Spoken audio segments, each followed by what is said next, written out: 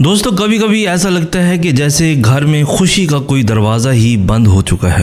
हर तरफ परेशानी, तंगदस्ती, बेसुकूनी। ना दिल को सुकून है, ना जेब में पैसे हैं और ना ही घर वालों के चेहरों पर वो पुरानी हंसी बाकी रह गई है। अगर आपको लगता है कि सब कुछ हाथ से निकलता जा रहा है तो एक लम्हे के लिए रुक जाएं और बस एक बात दिल में बिठा लें, अल्लाह कभी अपने बंदे को भूखा, खाली या महरूम नहीं छोड़ता। रिस्क, सुकून और बरकत सिर्फ मेहनत से नहीं आती। कभी कभी रब को सिर्फ याद करने से ऐसे रास्ते खुल जाते हैं जो इंसान कभी सोच भी नहीं सकता।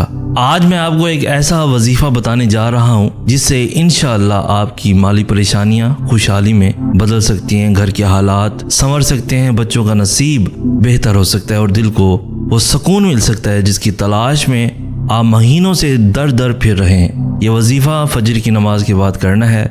नमाज मुकम्मल होने के बाद खामोशी से बैठ जाएं, अपने दोनों हाथ उठाएं, दिल में मुकम्मल यकीन रखें कि जो सुनने वाला है वो सच्चा है, मेहरबान है और सबसे बढ़कर वो अता करने वाला है बेशक। अब अल्लाह का ये नाम पढ़ें, या रज़ाक को 100 बार दिल की गहराइयों से, तवज्जो के साथ, यकीन के साथ हर बार पढ़ते हुए ये तसव्वुर करें कि आपका रिज्क आसमानों से आपके दामन में आ रहा है, अल्लाह की रहमत आपके घर में दाखिल हो रही है। इसके बाद खामोशी से अपनी ज़ुबान में दुआ करें, अपने बच्चों के लिए, अपने रिस्क के लिए, अपने कारोबार, नौकरी, सेहत और इज़्ज़त के लिए और आखिर में गज़ा के मज़लूम मुसलमानों के लिए।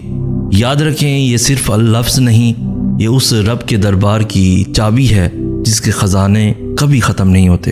अक्सर लोग कहते हैं कि उन्होंने बहुत कुछ आजमाया, किसी ने आमलों के चक्कर काटे, किसी ने तावीज़ करवाए, किसी ने कर्ज़ों में ज़िंदगी गुजार दी, मगर नतीजा ज़्यादा नुकसान, ज़्यादा परेशानियाँ, ज़्यादा मायूसी। रब का रास्ता आसान है, ना पैसों की ज़रूरत, ना सिफारिश की, बस खालिस नियत, पाक दिल और यकीन चाहिए। यह वजीफ़ा रोज़ करें, कम अज़ कम 40 दिन पाबंदी से करें और फिर अल्लाह के करम का मंजर खुद देखें। और एक बात, जब अल्लाह तुम्हें देगा तो उसका शुक्र भी अदा करना और उन लोगों को मत भूल जाना जो आज भी एक निवाले के लिए तरस रहे हैं। गजा में हमारे मुसलमान बहन भाई, बच्चे बेघर हैं, जख्मी हैं, भूखे हैं। हम सिर्फ एक दुआ, एक सदका, एक आवाज़ बनकर उनके साथ खड़े हो सकते हैं। अल्लाह के हजूर हाथ उठाकर उनके लिए भी दुआएं करें और अगर इस्तेताअत हो तो अपने रिस्क में से उनके लिए कुछ निकालें। और आखिर में, अगर आप चाहते हैं कि ऐसी दर्द भरी, सच्ची और सबक आमोज़ बातें आप तक मुसलसल पहुंचती रहें तो मेरे YouTube चैनल सैयद अहसन आज को सब्सक्राइब करें, वीडियो को शेयर करें और किसी एक शख्स तक ये पैगाम ज़रूर पहुंचाएं जिसे इस वक्त अल्लाह के करम की सबसे ज़्यादा ज़रूरत है। इसी के साथ हमें दें इजाज़त, हम मिलेंगे नेक्स्ट वीडियो में।